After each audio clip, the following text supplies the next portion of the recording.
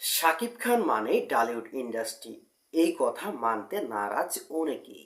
যেখানে একজন মেগাস্টার শাকিব খান 25 বছর থেকে ইন্ডাস্ট্রিকে সার্ভিস দিয়ে এসেছেন, সেখানে তার আসন্ন রকস্টার সিনেমা দেখার পর অনেকেই অনেক মন্তব্য করছেন।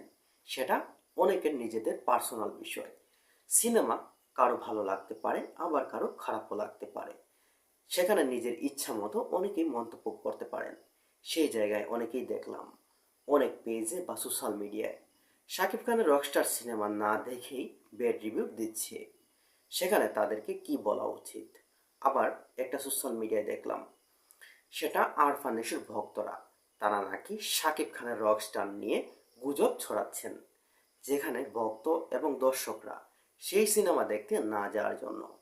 অবশেষে মেগাস্টার শাকিব খানের সিনেমা 5 দিনের মাথায় এসে টোটাল 1 কোটির উপর গ্রস কালেকশন করেছে, যেখানে মেগাস্টার শাকিব খানের রকস্টার সিনেমা ইতিমধ্যেই কোটি টাকা বাজেটের গ্রস কালেকশনে পৌঁছে গেছে।